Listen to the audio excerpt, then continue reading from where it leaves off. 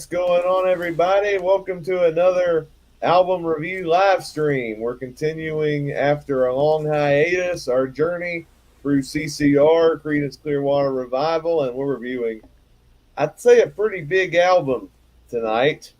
We're reviewing Cosmo's Factory. We got Nick looking at his computer screen, the unstoppable Scott, and Jason, who's just around the computer bend. How you guys doing tonight? Well, I'm doing good. I'm doing a lot better than I did yesterday, for sure. Doing good. Yep. All right. Excited to review this album. Oh yeah, this album is amazing. All right. Well, before we talk about it, we got a little bit of background information that never gets old. The Cosmo's Factory was the fifth studio album from Creedence Clearwater Revival, released on July 8th, 1970. This was when the band was at their creative peak.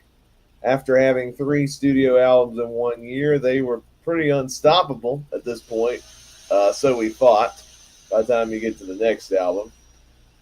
This album had 8 original songs, 4 covers. 6 of these songs were released as singles. Wow. And we'll get to the singles when we get there. And this is an album that I think it was one of their more successful albums. In 1990, it received a certification of 4 times platinum, Wow. indicating sales of over 4 million copies. In So just this 20 album years. is pretty big. It was even inducted into the Grammy Hall of Fame in 2014. The title, Cosmo's Factory, that came from a warehouse that the band rehearsed early in their career. Doug Clifford, the drummer, dubbed it the Factory because that was where John Fogerty made them practice almost every day.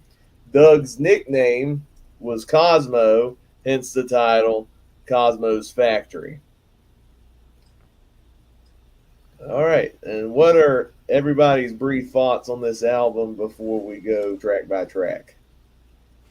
Well, I will say this isn't my favorite CCR album.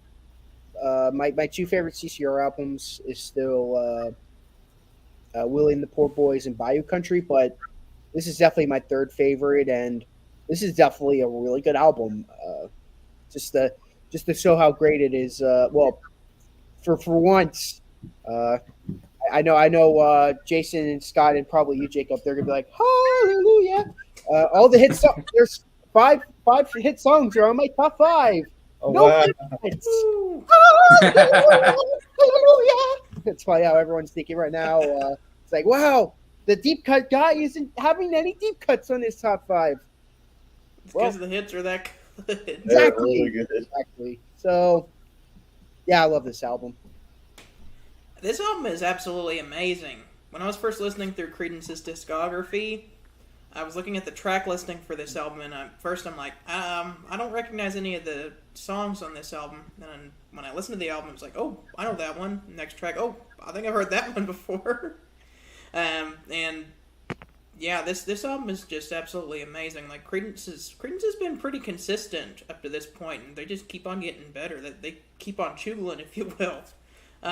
Each of their albums just absolutely amazing, but I feel like this one is on like a completely different level. It's like everything just came together on this one.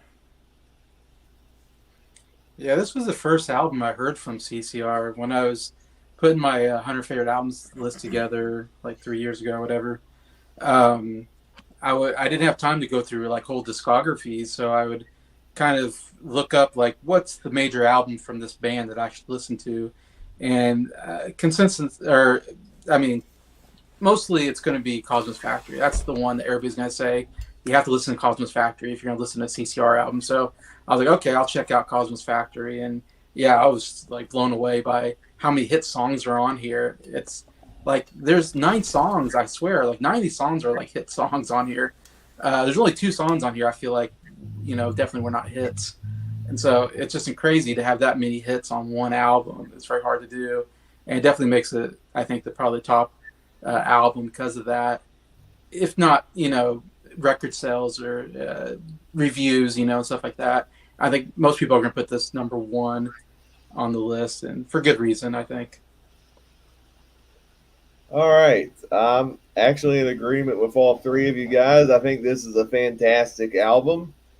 This, honestly, you could rename this Greatest Hits, the album, because of, Yeah. like I said, there's so many songs on this album that were big hits from the band. It's weird. It's actually pretty cool because the hits on here are really good. I think they overshadow the deep cuts a little bit. And that's saying something because the deep cuts on this album are really, really good. This was really hard narrowing all the songs and ranking them from favorite to least favorite. This is a really strong album, showing, I think, the peak of what Creedence was as a band. All right, let's start talking about these songs from this awesome album. Beginning with a deep cut, in my opinion, a really cool way to open this album. That is Ramble Tamble. So, as I mentioned, I don't have any of the deep cuts in my top five, but this song was really, really close to making my top five. It was that close to making it in there, but another song was like, nope. Like, pretend this is that song. You're like, nope. This, Box on the Rocks. I'm gonna be in the top five, and this song is epic though. It starts off very little singing in it. It's like you got a little bit of singing, and then you got this big long jam session, and then you got a little bit of lyrics again, and then it ends. And the best part easily is definitely the jamming in the middle. It sends you on a journey, and it's a song that keeps on giving for me, and definitely one of the highlights on the album. But yet again, it is not a top five song for me. This song's epic. What a way to open up your album. You got that really cool guitar riff, and then it kicks in, and you get ooh, down the road I go, bow bow bow bow down down down down down bow bow bow. And then it kind of slows down a little bit, and you get that arpeggiated guitar.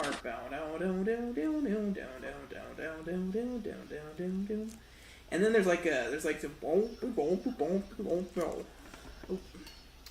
yeah, this is really cool. I love the jamming that they do in the middle, where it kind of switches up, and then it's like progressively getting faster and faster until it originally catches up to the original tempo.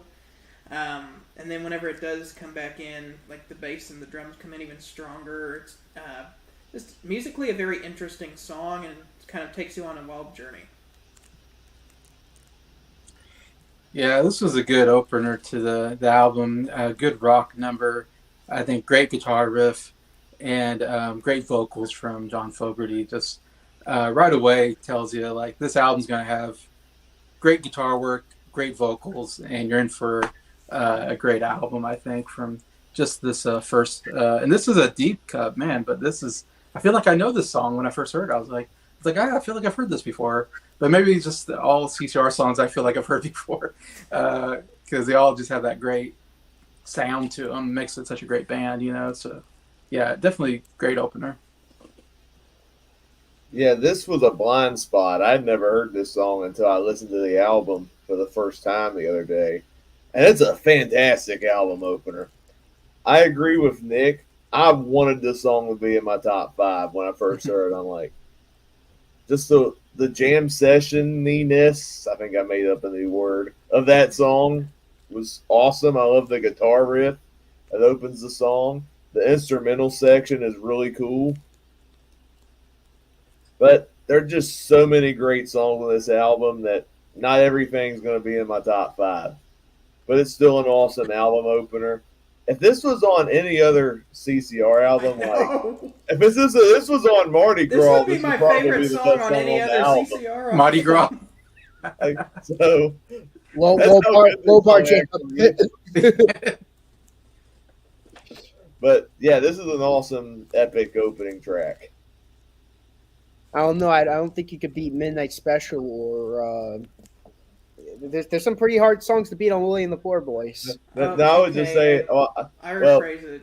I I should guess have it's rephrased it. If this song was on something like Mardi Gras, this would easily be the best song on Oh the yeah, album. yeah. I guess it would say this would be a top 5 track in any other album. Yeah, yeah, I agree. Yeah, So I don't think it would beat Proud Mary either. Or no, Unfortunate Son. Yeah, yeah, Not that, but we all know Jacob's favorite song of all time is Cotton Field. Cotton Fields. Yeah, Yeah, I don't know if it could beat the Cotton Fields. I love that song. All right, our next song. This is our first cover song on this album. I wish I had listened to the original before we went live. The original's from Bo Diddley. but The cover is called the old school. "Before You Accuse Me," Take or a as look at how yourself. John Fogerty sings it. Before you accuse me, Before you accuse me. accuse me. Well, I've heard the Bo Diddley version. Huh. I'm actually a big fan of Bo Diddley. I think he's a. Okay. I don't think anyone would want to do a series with me on him, so that might just be a solo deep dive for Yeah, me. I don't know him well enough to. Yeah. He's a good guitar player. Yeah. Maybe at some point I'll do a deep dive on him by myself. But going back to the video, I think this is way better than the original. I think this song is amazing. I've always liked this version. I really like this song.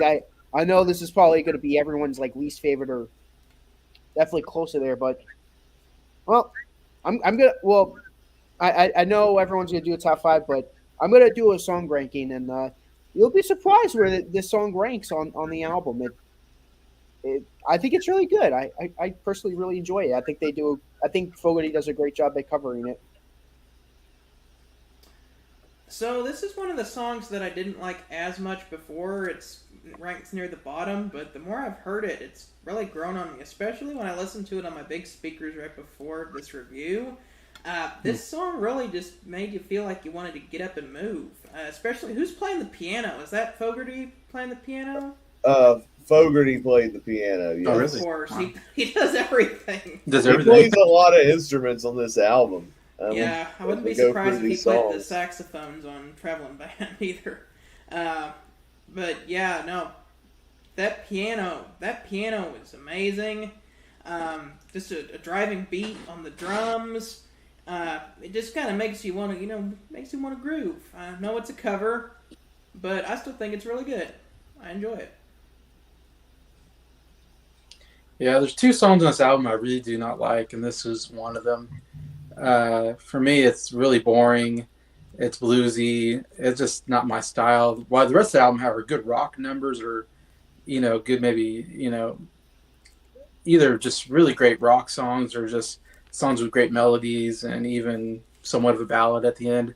Yeah, this one didn't fit for me on the album. And of course, that happens with CCR. Is kind of hit or miss sometimes when they go more bluesy than I like.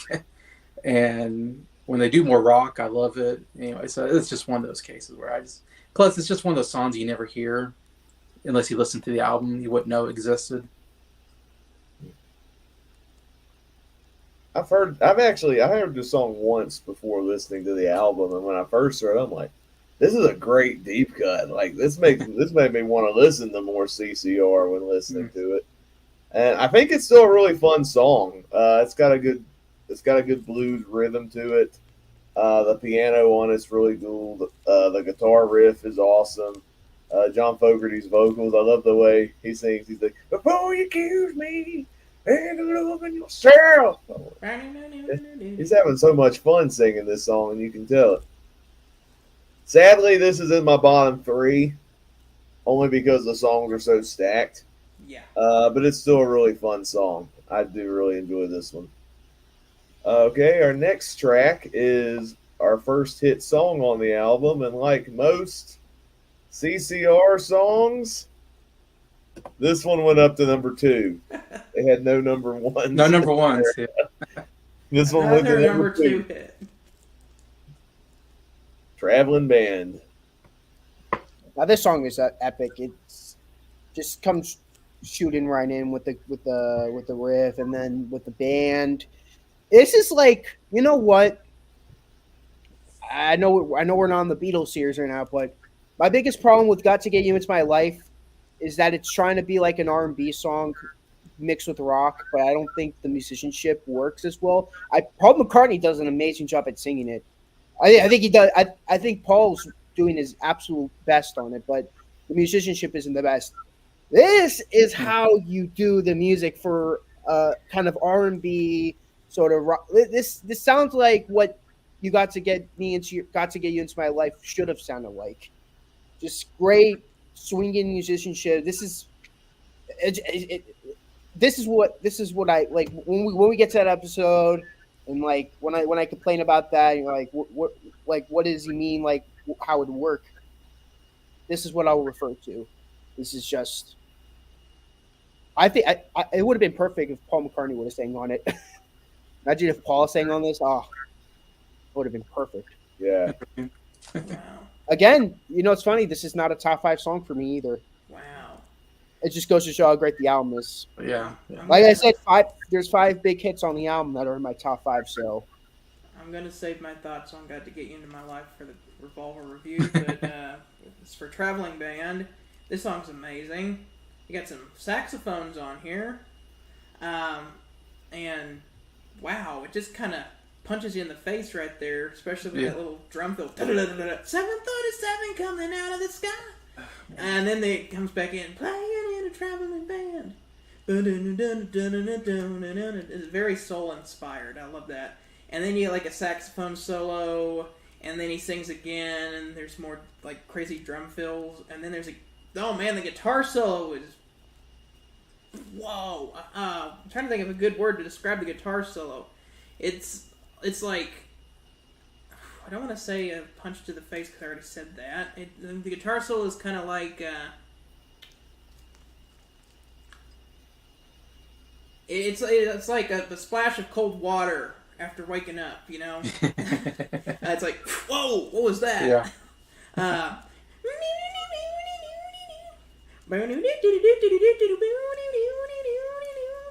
And then John Fogerty's vocals. Oh my goodness. John Fogerty always gives it his all when he's singing, but this song especially. I don't know what he was doing when he recorded this song, but man, he was just at 11. And you can tell that some of the lyrics to this song are very autobiographical, kind of about the hustles of touring, being in a traveling band, having to pretty much just go straight from the show back to your hotel room because you're tired and stuff like that. But yeah, this is a great song. Yeah, of course, I'm with everybody. I think we'll agree this is a great rock song, one of their signature songs, I think. And like, I thought the same thing. Everything Scott said, I was like, yeah, that's what I was gonna say, man. When you start with the horns, I believe, and then when Fogerty hits you with those vocals, it's just all out. He just sings, like you said, he sings at 11. He just and you're just like, oh my gosh, the vocals are so good. And he does that throughout the album and throughout all his albums. What makes he's one of the greatest rock singers. I mean, really. It's such a super catchy song. I mean, it's a lot of songs on here are so catchy. This is definitely one of them where it's so easy to sing along with. We're a traveling band. It's like you just feel like singing along. Also, drums. I think this is some of the best drumming on the whole album. I really love the drums here. But yeah, excellent rock song. Oh, and the screams he does in between the verses and the chorus. Yeah. Wow! It's like channeling his inner Little Richard or something. Yeah. I was about to say that because I actually read the big inspiration for Traveling Band was Little Richard. Oh, wow. And John Fogerty can pull off Little Richard very well, as CCR previously covered Good Golly Miss Molly, Bayou Country. Still, in my opinion, their best cover, by the way. I love that. But this song is awesome. I don't really have much to add. It's short. It's sweet. I love the energy this song brings. Fogerty's vocals rock. The drumming on here is great. Again, Jason said probably the best drumming on this album. There's another song we'll get to. I think the drumming's even better, but I'll save that when we get there. The saxophone solo is pretty good. And yes, John Fogerty played the sax on this song. He Yeah, does And another everything. song we'll get to at the end of this that's right. album. Yeah. He showed he's more than just a singer and guitarist on this album, which is really cool. Uh, I wanted this song as well to be in my top five, but it was just short of making my top five. I will say now this was my number six. It was that good of a song. All right, our next song. Curious if this one will make anybody's top five. This one's a cover. I have heard the original once in my life. The artist who originally sung this song was Roy Orbison, and it was his debut single, come to find out.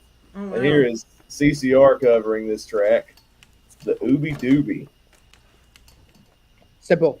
Very, very simple. This is the greatest song of all time. This is the GOAT. The GOAT of all goats. You know that teach your children song I was talking about? Screw all that. This is the greatest song. All seriousness, I do like this song though, in all seriousness. So well at the end of the video, before we do our before I do my ranking, at the end I'm gonna ask you guys what you think my favorite songs off this album is. Curious as to if I already told Scott what my favorite song on this album is, so I'll let Jacob and Jason guess as to what my favorite song on this album is. So that'll be fun. Going back to my review on this song, though, it's fine. I think it's a good song, but it's definitely the bottom two, though. It's definitely one of the weaker covers. It's not as bad as Night and Day, Night and Day, Yeah. Night and Day. This song is fun. I like this song. It's still one of the bottom three, but it's fun. Like, once again, it gets you moving, it gets you grooving. That's kind of the point of the song, is to get you to get up and dance and do the ooby dooby. And I don't know why, but I always love the part where he goes, ooby dooby, ooby dooby, ooby dooby, dooby doo, wah doo, wah doo, wah. And then the little guitar,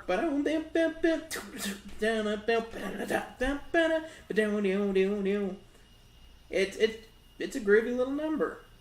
I like most of the other songs just because the other songs are John Fogerty originals, but this one does its job of being a nice groovy little interlude until you can get to the next John Fogerty penned original.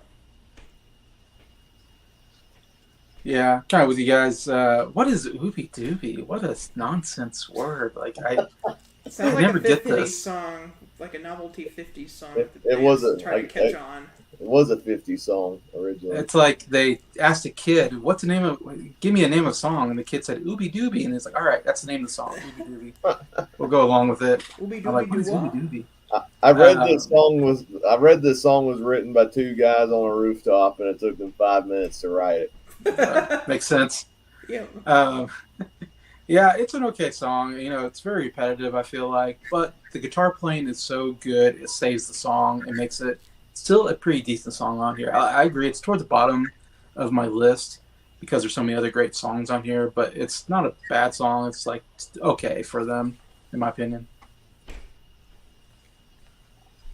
This song is dumb, Yep, say it again. but that's the point. I actually like the song for how dumb it is. I don't know what a newbie doobie is, To dance.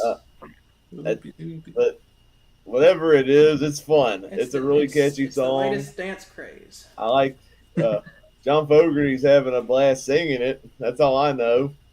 It's got some good guitar stuff. It's my second to least favorite song on the album, but not in a bad way. I do think it's a fun track. Like with Ramble Tamble, like if you put this song on, I assume Mardi Gras, just from what I've heard off that album, it would make that album at least better. But so I guess I'll give it that. But on this album, it's like my second to least favorite because of the high quality songs on this album. And speaking of high quality, we have another big hit to talk Oh, about next. And this song also reached number 2 on the Hot 100.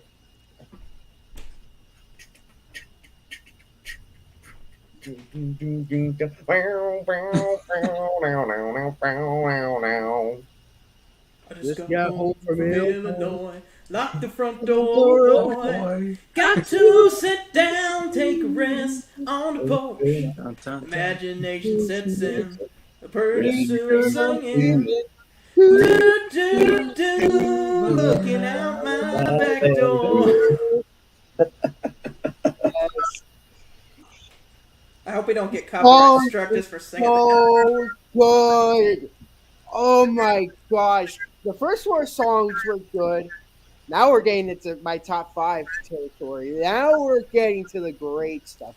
We were in great stuff, but now we're into the great stuff. This is oh my goodness, this song is so good. And uh I know Jacob and Jason are movie guys, so I could see them knowing this.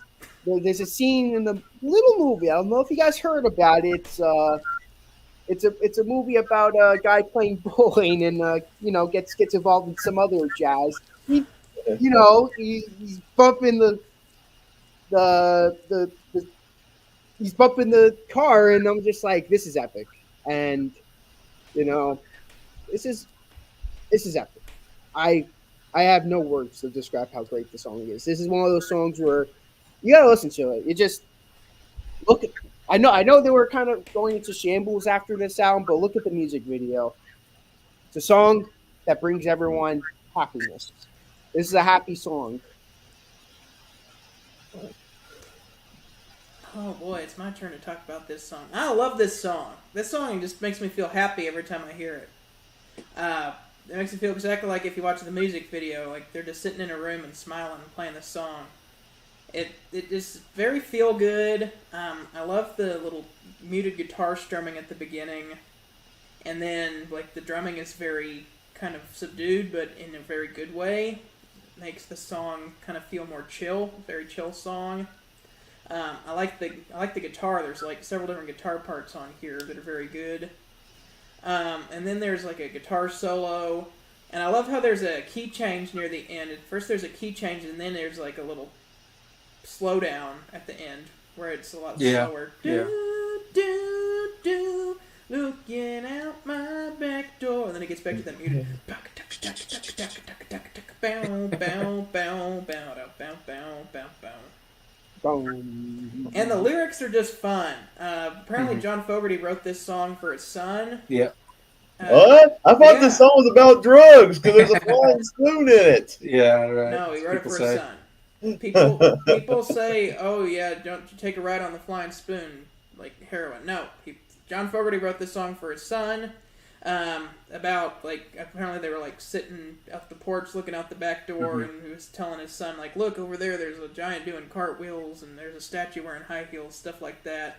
And he's like, "I should write a song about that." And the song also kind of appeals to Vietnam, from people who get home from Vietnam and just want to like very tired and just want to have fun, do something fun. So they're like looking out the back door and imagining amazing things happening out, like fantastical things happening outside. But yeah, this song is A++, S tier, if you will. S tier. It is one of the finest Creedence compositions. Yeah, I mean, we've had some good songs already, and this is definitely the best song so far on the album. I mean, this definitely takes it to another level. This is one of their big hits that was on the radio quite a lot, of course. One that you always think about when you think about CCR. And to me, this is more like them doing it has a little more of a countryish feel to it. I would say it's like country rock or southern rock that they do so well in. Of course, they're called swamp rock, stuff like that. But they do bluesy, and then they do something like this, which is I really love the contrast between this and Ramble Tamble and Traveling Band. This, like, John Fogerty just shows how great of a vocalist he is. He can hit you with those rock songs where he's just hitting you really loud with his vocals. And then he has a song like this where he changes the vocals up. And it helps because this song has such a great melody to it. And hearing him kind of, bump a bump a bump a bum, bump a bump a bump a bum, like how he goes from like softs and louds, really helped the song, I think. And it's got such a catchy guitar. A lot of songs on here do, and this one as you kind of showed at the beginning. How that bum bum bum bum bum bum bum bum bum. I mean, it's still iconic. You hear it, and you're like, oh yes, I know what this song is, and it's a fun song. It's definitely a A tier, S tier, CCR song. What hasn't been said already? This is an amazing song. Is it my favorite CCR song on this album? You'll find out. I will say it's in my top five. Uh, this is the countryest song I would say on this album, and Mm-hmm. I'll say I love that. I'm a sucker for country music. Me as well. It's such a very lighthearted song. I love the high energy it brings. The simplicity of it's really good, but I think for me the biggest reason why I love the song is John Fogerty. Again, he sings his heart out on it. The key change at the end is epic, especially where it's like looking at my back door. Can't do John Fogerty as well, but but yeah, this is an amazing song. And we follow that up with the final song on side one. It was another hit. This one only reached number 4 on the Hot 100, but Well, all top 5 songs though. That's pretty good. like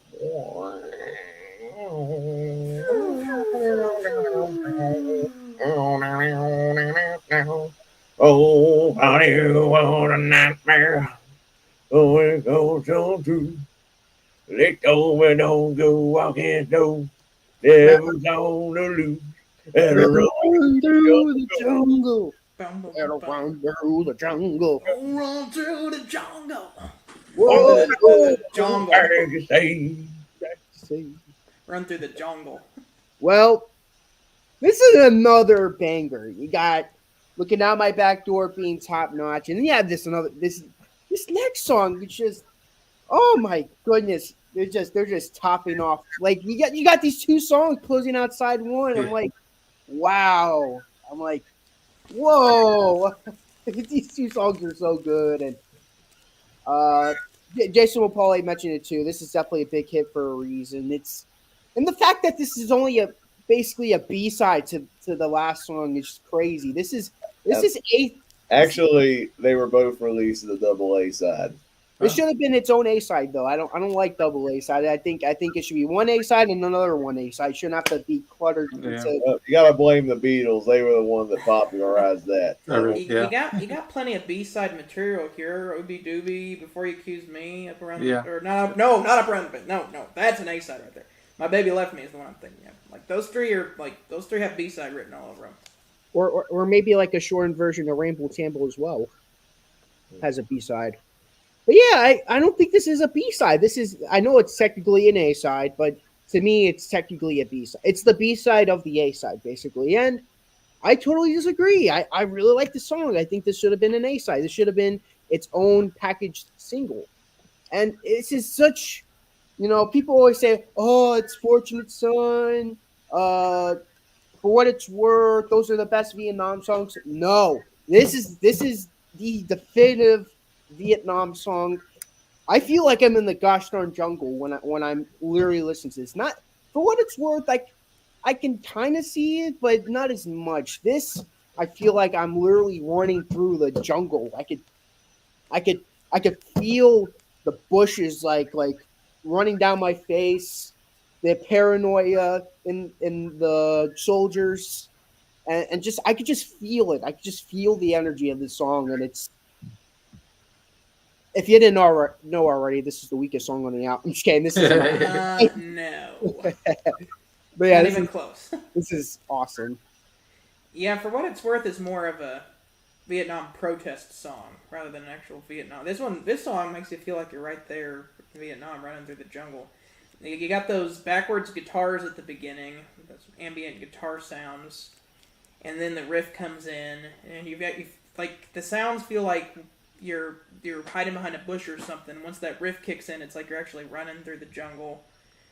And the drums have this menacing beat to them. John Fogerty is singing he's singing kind of more quietly, but he's like half kind of whispering and half singing at the same time. Oh, run through the jungle. And then later on, like his voice gets more powerful as the song goes on. Oh, run through the jungle. And he says like jungle. Oh, don't look back. You see. Boom, boom, boom, boom. Yeah, this is just a very. What's a good way to put it? Epic. Epic. That's a good way of putting it. Legendary.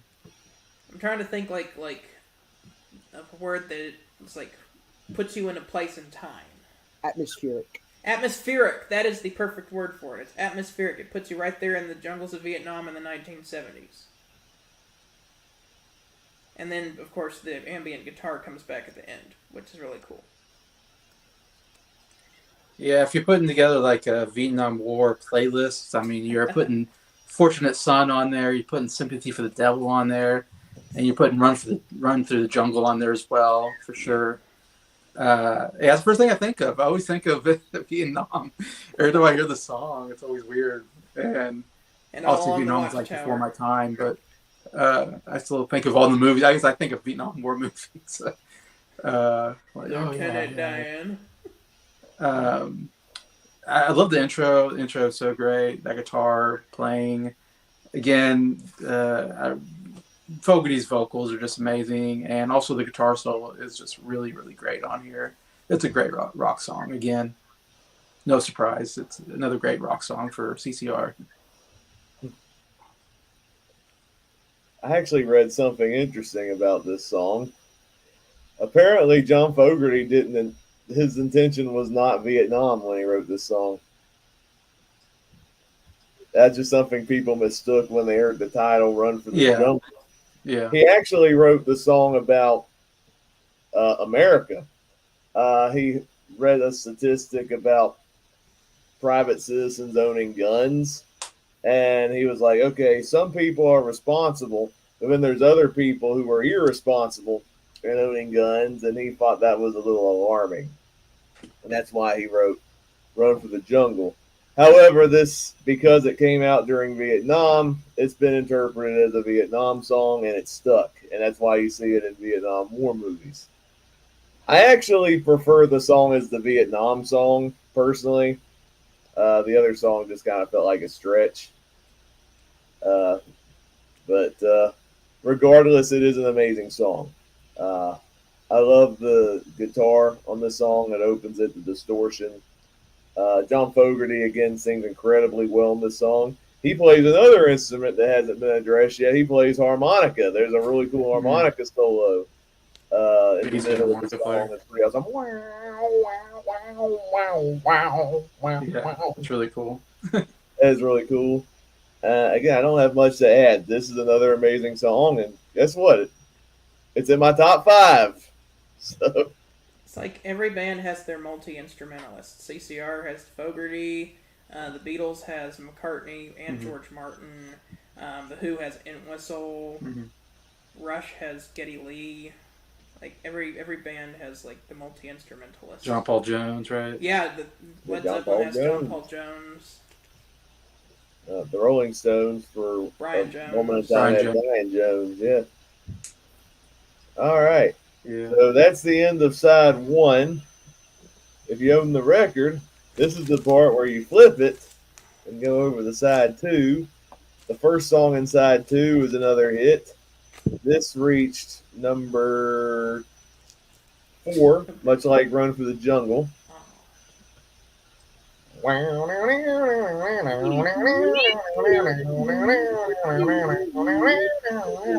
There's a place up ahead I'm going, just as fast as my feet can fly.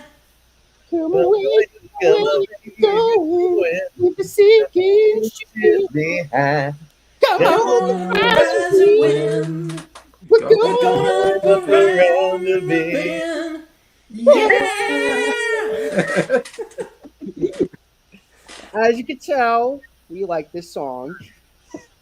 If you haven't guessed it already, this song is awesome. Oh my, we have like these 3 amazing songs in a row, just back to back to back. It's like, oh my god, what's going on here? It's like The first four songs are good and all, but man, these last three songs is really like just cream of the crop. It's just it's a masterpiece. The guitar playing, oh, the guitar playing is just top tier. And Fogerty, Fogerty is so good. The way he sings it, this is another top notch song. Again, top five. This has got to be the best Credence guitar riff. Well, This Unfortunate Son. But like, Yeah. once you hear that guitar, it's like, oh, I know what song it is. Like if you hear when you hear it on the radio, it's like, oh, turn it up, Credence is on. And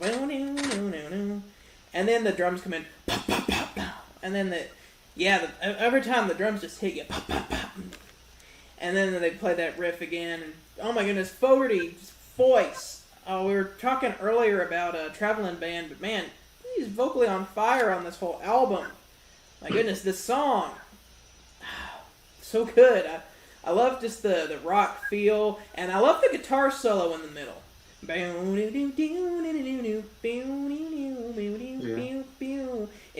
funny because the guitar is played more distorted, but when you get to the guitar solo, it's played with more of a cleaner tone. And I'm a guitar player, so I have an ear for what the guitar sounds like. It sounds like Fogerty is using his Les Paul in the middle position with the both pickups engaged. Jimmy Page likes to use that guitar setting a lot as well with the middle position.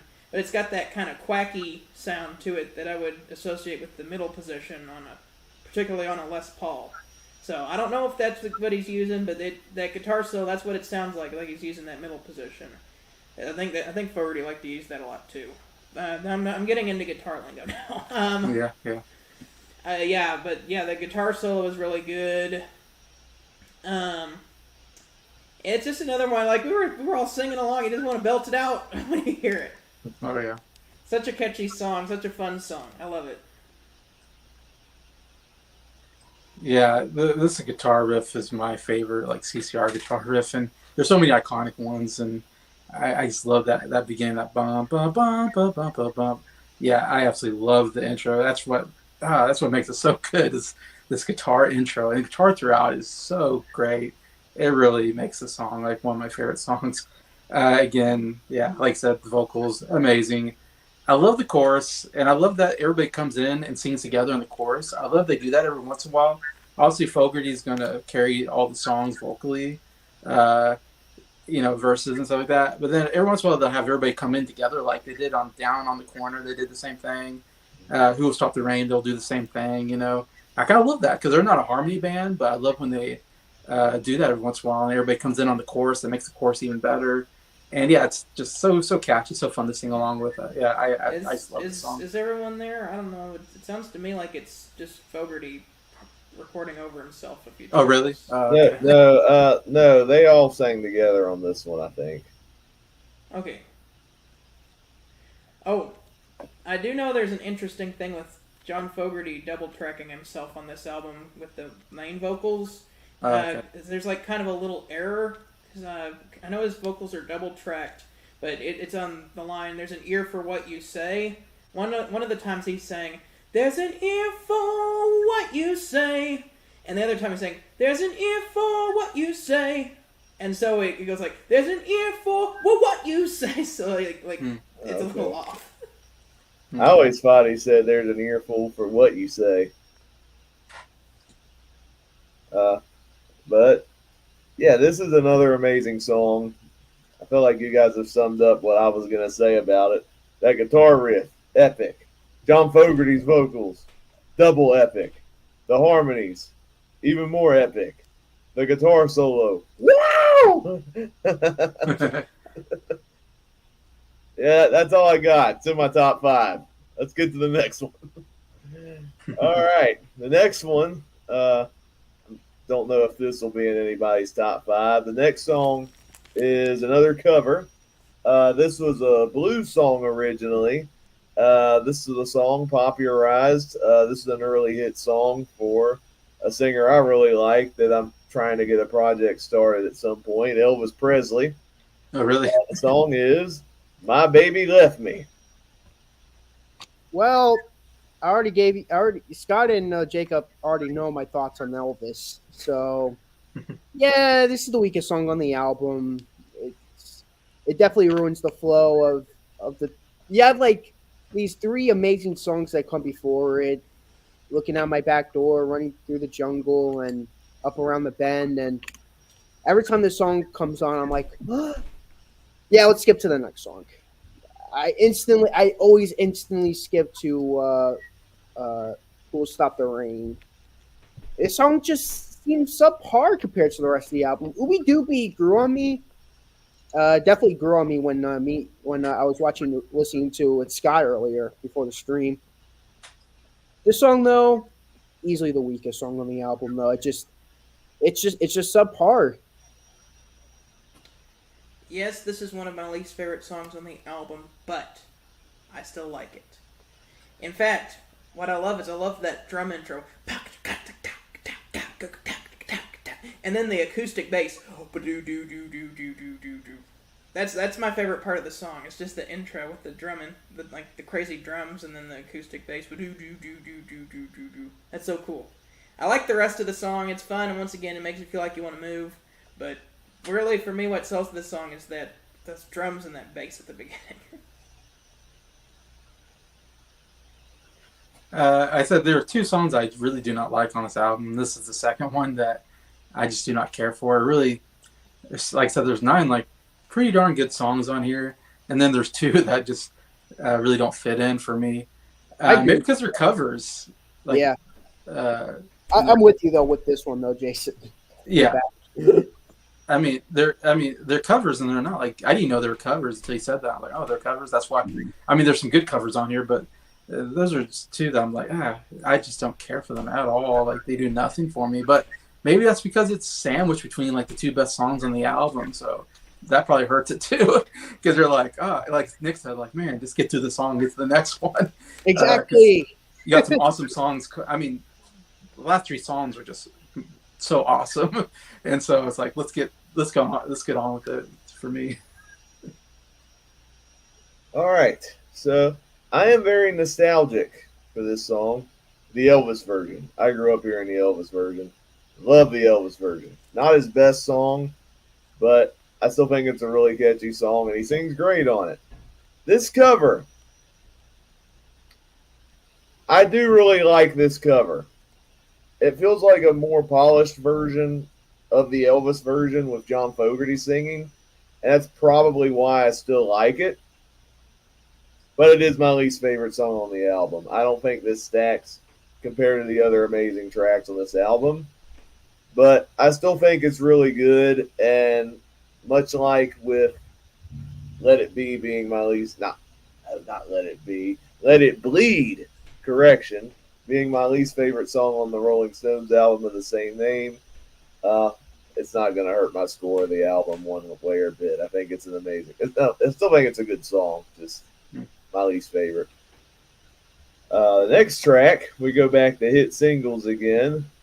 This went to number 2 on the charts. And I wonder, should I wonder who's after rain? Long as I remember, the rain's been coming down. Clouds of mystery pouring, confusion on the ground. Good man through the ages, trying to find the sun. And I wonder, still I wonder, who's the rain? This is another great song on the album. And it just I agree with Jason. It's like, why does the last song have to be on there? I want to get to up around the bend to this song. Like, yeah. the last song just feels so subpar compared to this song and the previous one. This song is so epic. This is a great pop song. It's like a pop rock song, and it's perfect. I really like the song, and I'm curious. I want to hear everyone else talk about it because I don't want to go too in depth on it because I know everyone's gonna have their say on it. All I just gotta say is this song is really, really good. Another song that I really like. I love this song. I love the guitar at the beginning, that acoustic. Doo doo doo, doo doo doo, and then the other guitar is just strumming in the background. And this song is apparently CCR's take on Woodstock, about how Oh yeah, yeah, they were there, and then it started to rain, and yeah. They didn't were want there. anyone to know. Yep. Oh, they were there, and they. I'm not going to get into completely the story, but they were pushed out of their primetime slot because the Grateful Dead wanted to spend 4 hours dropping acid on stage. And that's why I'll always hate Grateful Dead. Yeah, I'll never deep. I said I would, but I'll never deep dive them. Just yeah, out of spite. yeah. Yeah. But anyway, it was about when at Woodstock where it was raining and everyone was saying, "Who'll stop the rain?" or something like they wanted to know when the rain was going to stop. And John Fogerty thought, well, what a wonderful metaphor for all of the kind of political things going on right now. There's all this rain coming down and everyone is wondering when it's going to stop. So he wrote some lyrics down, and there we have it. Who'll stop the rain? It's an amazing song, very catchy melody, sing-along chorus, and the first of two CCR hit songs about rain. They're both very Yep. good. Yeah, they're good with rain songs. I like when they do rain. Led Zeppelin has two rain songs as well. Yeah, that's right. um, yeah, this is such a great. I love that this is a more of acoustic song. We get these really great rock numbers, great rock guitar, and then you get this, and it's like, oh man, I love when they do this every once in a while. They do an acoustic song. It sounds so great. Like I love Bad Moon Rising is another song I absolutely love, and then the other rain song in the next album is also really great. And so yeah, when they get acoustic, I'm like, yeah, this is great. And I love Fogerty's when he's not singing all out rock and he's singing something like this a little softer. His voice still sounds just amazing, and how he can go from louds and softs, and he can go kind of soft in the verses, and then he's got that power to hit you in the chorus if he needed to or something, or whatever. And yeah, I love when they just love that harmonies in that chorus, the "Who will stop the rain" or whatever. Oh, it's so good. It's what really makes the song so good. I think one, the acoustic guitar. Just love the strumming, like you mentioned, the dun dun dun dun dun dun dun. Anyways, and just an amazing melody. It's one of my favorite on the album. Sadly, this song is not in my top 5. Oh wow. Whoa. But I think it's still a really awesome song. Yeah. Again, it just shows you how great this album is when you got so many songs stacked against each other. Yeah. The acoustic guitar riff is really good. I kind of like the folksiness of this song. The chorus is really awesome. Again, the harmonies are really good. The backstory behind the song is pretty interesting. I didn't really realize, Woodstock was the backdrop for this song until now. So, thank you for educating me, Scott. But yeah, this is a pretty good song. Again, not top 5, but a really good honorable mention. Next song. Yeah, I remember when I heard that they were at Woodstock. I remember thinking, I don't know they're at Woodstock, and I think people forget that they're there. I think maybe because they weren't in the documentary, maybe. I forget. Because they had to go on so early in the morning because of the stupid Grateful Dead. Which is crazy at CCR. You forget about CCR. How do you forget about them? But yeah, I always forget that they're there. I don't think the people who were there remember that Creedence was there either. I don't think people do. Asleep.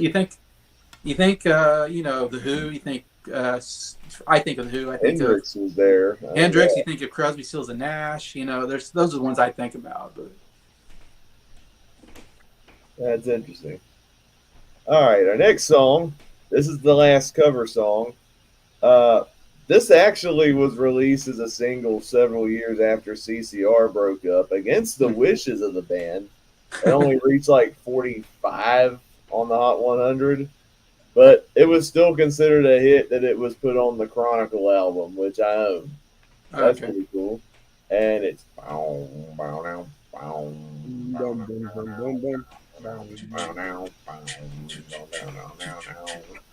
Ooh, bet you wondering how I knew about your plan to make me blue. I found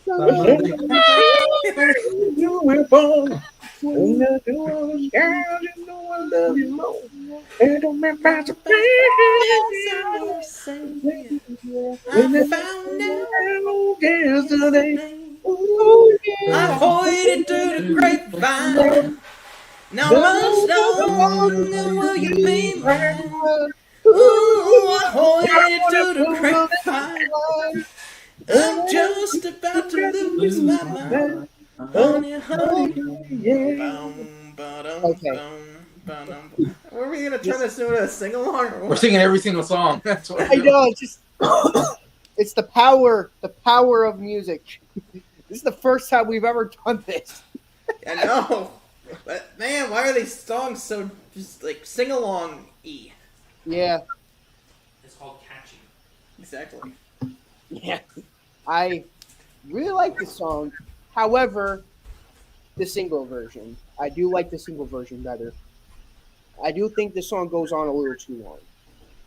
Yeah. You know, I'll say how Scott. I'll say it how Scott said it for Graveyard Train. I think when a song's this long, it should be warned.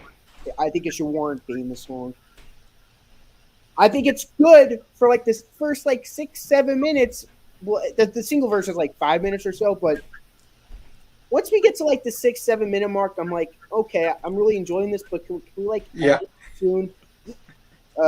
Sorry, this ranks low on the album just for that, but this is an amazing song.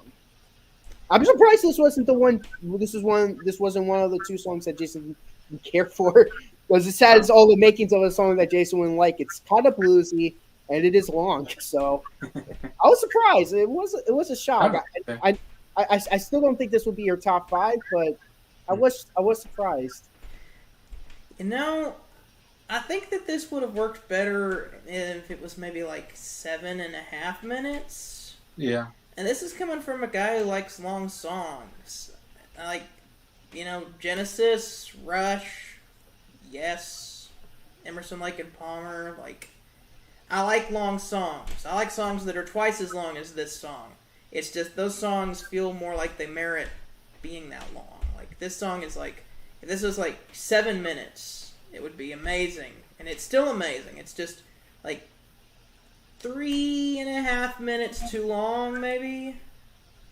I don't know. I still really enjoy the jamming. It's fun. It's just maybe just a little bit less because it feels more like a pop rock single, And if you're gonna extend a pop rock single out to 11 minutes, it's a little.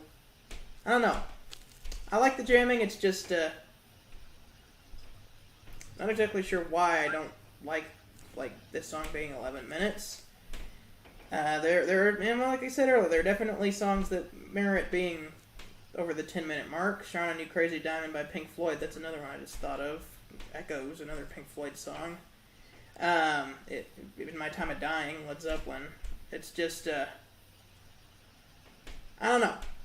It's still a great song. It's not going to bring the score down any. I still love this song. I love the jamming. It's just, it would have been even better if they'd have made it a little more, I don't know, concise with the runtime. Yeah, it's funny you say that, Nick. I love this song. This is my favorite CCR cover song. I think it's amazing. Who does the original? Like Marvin Gaye or somebody? Marvin Gaye. Marvin, actually, it's an interesting story. It was first recorded by Smokey Robinson and the Miracles. Oh, wow. Their Okay. version was unreleased. Then Marvin Gaye recorded it, but it wasn't put out as a single first. The first version released as a single, I was surprised by this, was Gladys Knight and the Pips. That was Okay. released as a single. It did pretty decent. Then the Marvin Gaye version was finally released as a single, and it became a monster hit. Yeah. The Marvin Yeah, I was Gaye gonna say, was the what Marvin- popularized it. The Marvin Gaye version is kind of like, the big hit one that Yeah. we know. And I like the Marvin Gaye version, but I like this one even better. And in fact, to the point where it's like Twist and Shout, where I'm like, oh, this isn't a CCR original. Like, I almost think it is because it's so good. And they do such a good version of it. Same thing with Twist and Shout, where I always think that's a Beatles, original. And you go, oh, that's a cover? Like, they made it their own. And man, does Fogerty just nail it on the vocals. I mean, I think probably my favorite vocal work on the whole album. Hits those high notes, and he's doing a little more of an R&B ish type of voice, which works for a white guy. He does a really good job. Um, and what makes me love the song is that riff. That riff is one of the greatest riffs of all time. The bum bum bum bum bum. It's so groovy. I'm like, I get in that groove, and I'm just like, yes, I just want to stay in that groove. I want to stay in that riff. And well, my favorite part of this whole song is, yeah, when he goes, he'll sing the verse and the chorus, whatever. And you get all these great guitar solo licks like that, and then they go right into that bum bum bum bum bum, and the drums do this like triple thing. They go do do do do do do do do do. That drumming with that guitar riff, it's just magical. Like every time I hear it, I'm just like, that is so cool sounding. That drum, the way they do the drums with the guitar riff in between kind of the verses, I guess. I will agree, like this could be like 5 minutes shorter and it'd probably be even better, but I still think the 11-minute version is still really good because the guitar playing is just absolutely amazing. And yeah, I just never get tired of that riff. Every time I hear it, I'm like, yes, give me more of this.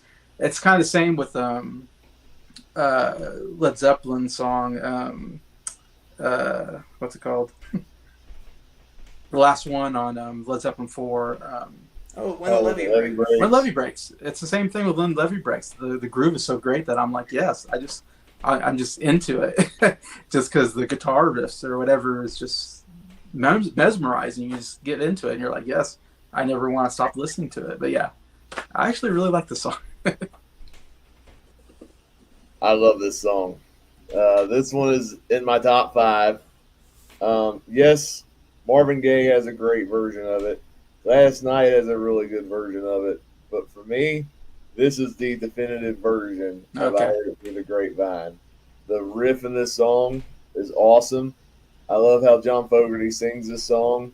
The falsetto he does is awesome. The chorus is awesome when they get the band singing together. The guitar solos in this song are amazing. Yeah, earlier I said, Traveling Band has some of Doug Clifford's best drumming.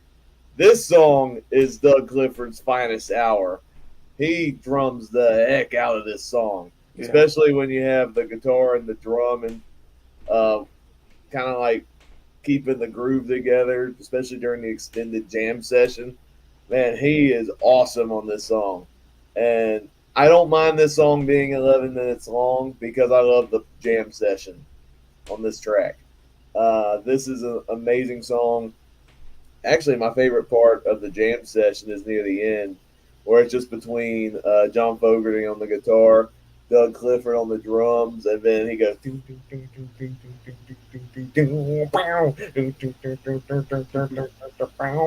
then Doug Clifford just keeping in tempo. Like I'm getting into this song, I want to play drums with Doug Clifford, even though I've Yeah. never touched a drum set in my life. Yeah, this is an amazing track. This and Good Golly Miss Molly and Cotton Fields are my 3 favorite CCR covers. So this is awesome. And the Midnight Special. What? And the Midnight Special. The Night Special is good too. And the last song on the album, this is another number 2 hit. Oh,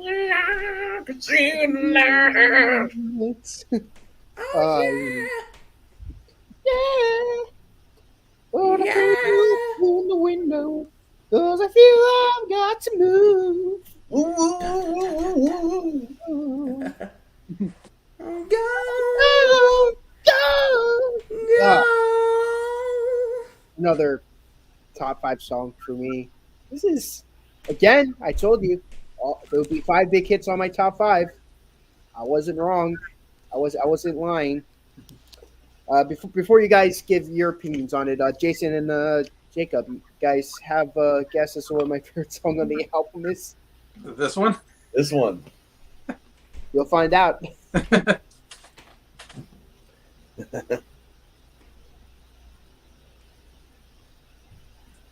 Oh, it's my turn now. All right, Scott. Earth to Scott. Sorry, I thought he was still going. I know. I thought he was just pausing for a second. Keep on googling.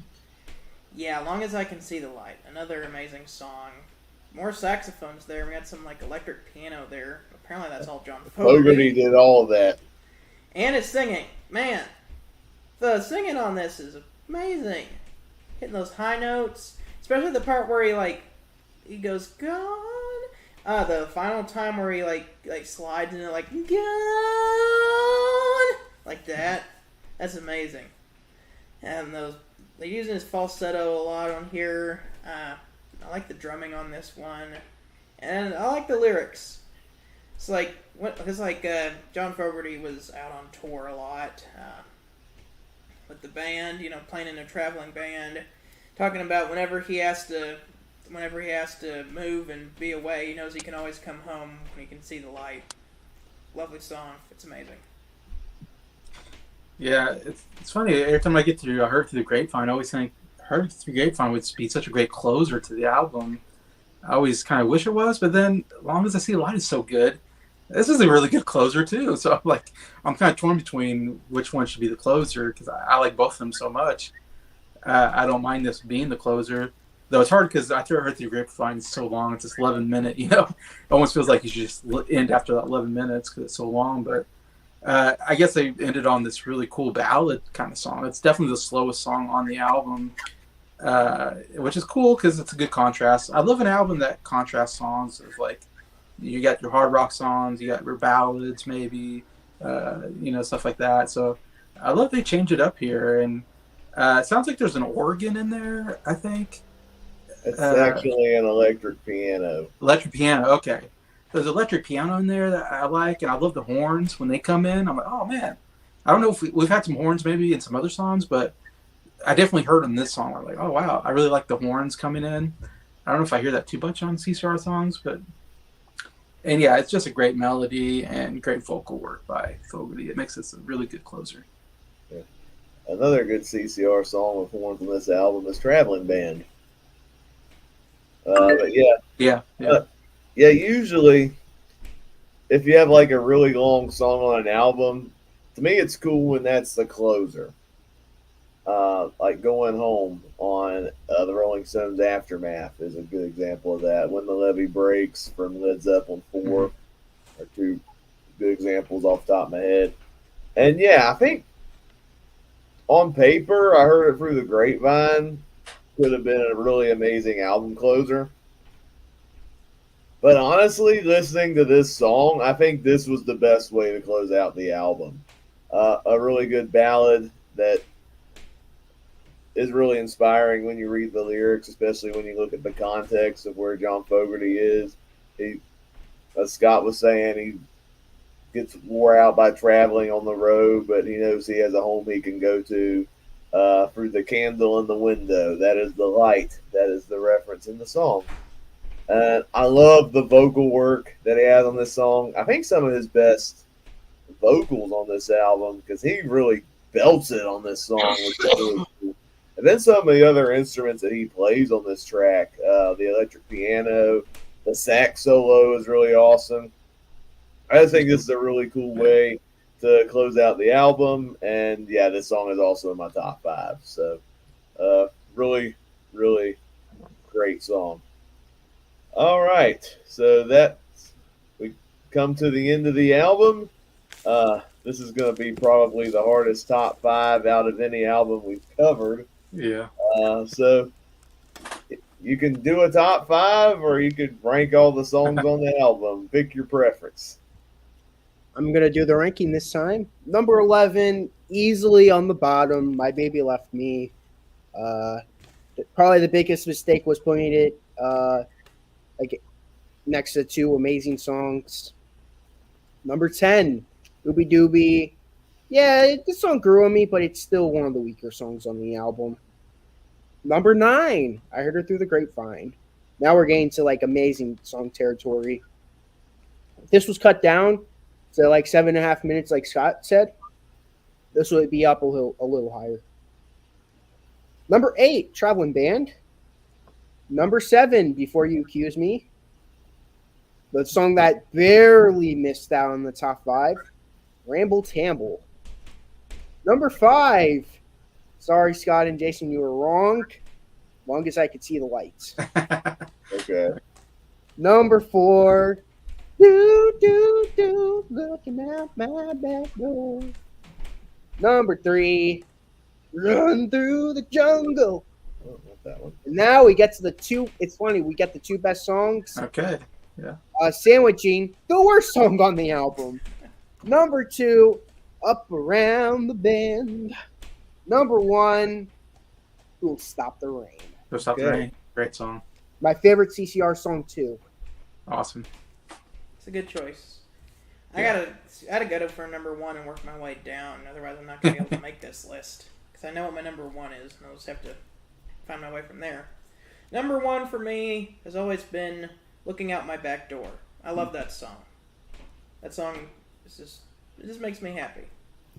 Number 2, and here's where it's gonna get difficult. I'm gonna go with "Up Around the Bend" just because of the crazy guitar riff. The really cool guitar riff. I guess it's not crazy, but it's crazy good. Number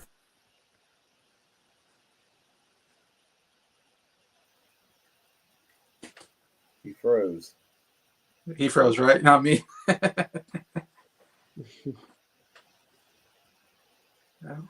Okay. We heard his top 2. That was Okay. top 2. Oh, Okay. You froze at number 3. "Who'll Stop the Rain." That's number 3. Okay. Yes, I love that song. It's amazing. Number 4. Ooh. Oh boy, so many songs I want to put in this list. I only get 2 more.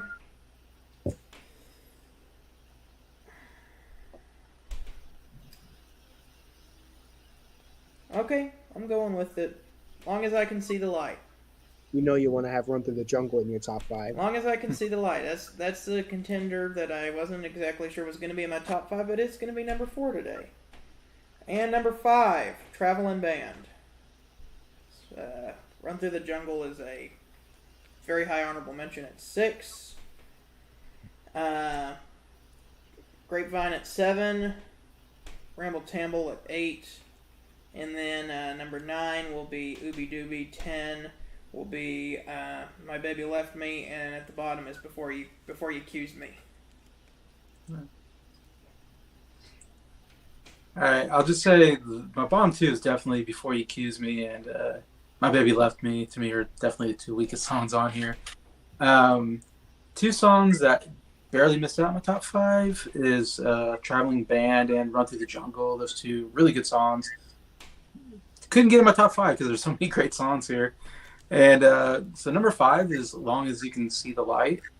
Nice. Number 4 is Looking Out My Back Door. Nice. 3 is I Heard It Through the Grapevine. I don't know if I have that the highest of everybody. We'll see. And I'm kind of right with you guys on the top 2. I think we got some closeness here. Number 2 is Who'll Stop the Rain. And number 1 is Up Around the Bend. So three different number 1s so far. We'll see what Jacob gets here. All right. So I'm gonna rank the 11 songs.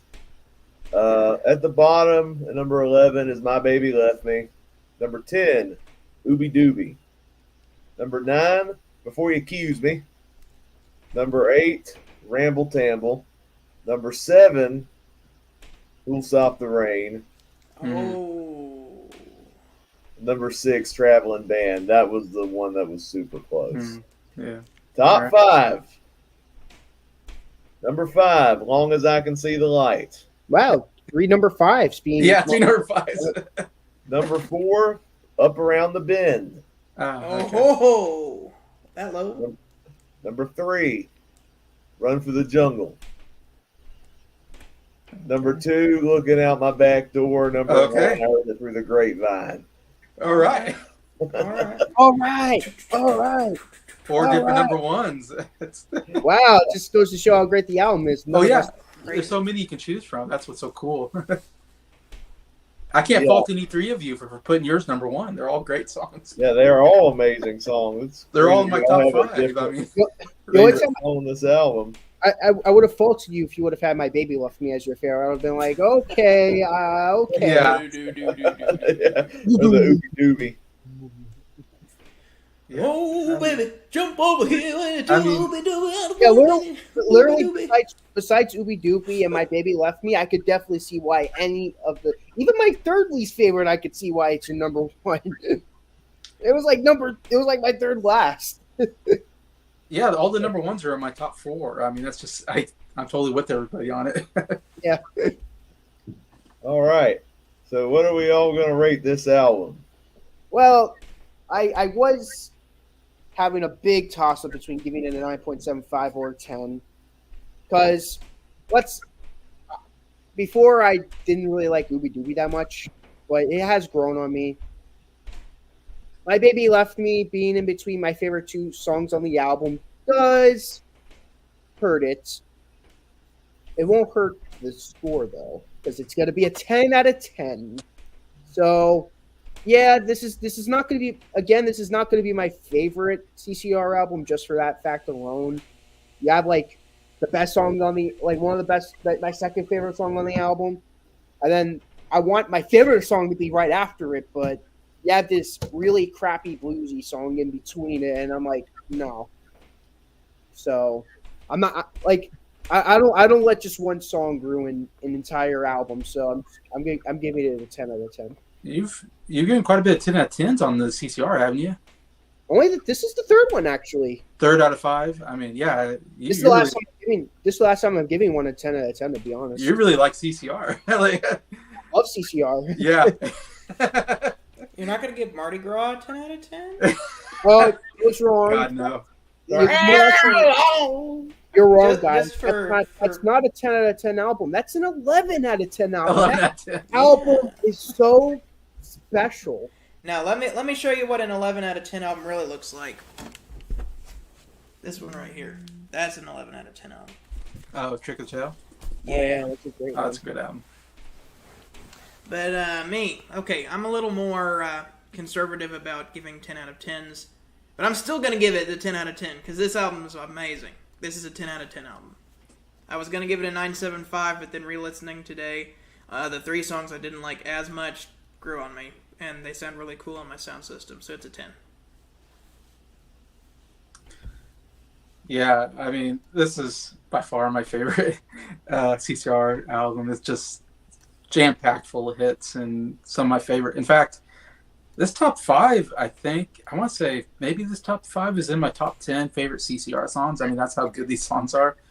This is like top CCR, so I'm going to give it 10 out of 10. Yes, I was gonna say, you wanted Yeah. to. I know you weren't a fan of 2 songs, but Yeah. let's forget about those 2 for a second and remember the 5 best ones. If Right. the good songs make up for it, you can still give it 10 out of 10.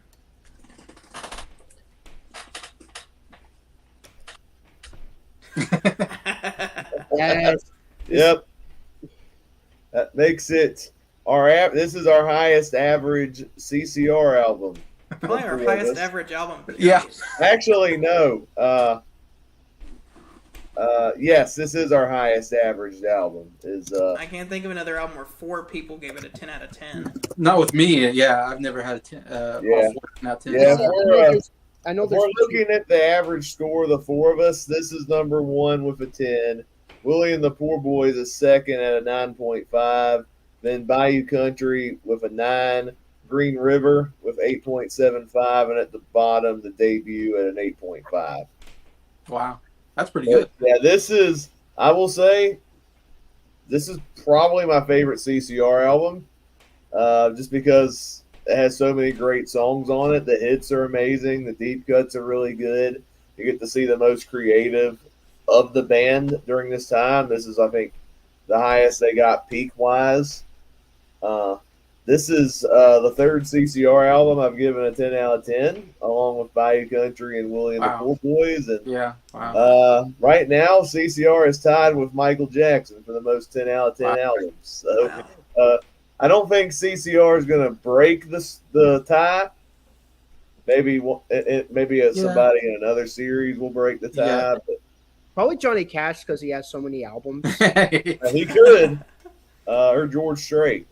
Yeah. For me, Strait. I don't know any artist that has more 10 out of 10s than Genesis so far. In our Genesis review, like the last 3 albums, I've given a 10 out of 10. So far my highest score for them so far is a 9. So we'll see. I would say when we get to the Who series, like their first 8 albums is gonna be straight 10s for me. Like their albums with Keith Moon to me is like Yeah. peak music to me. Yeah.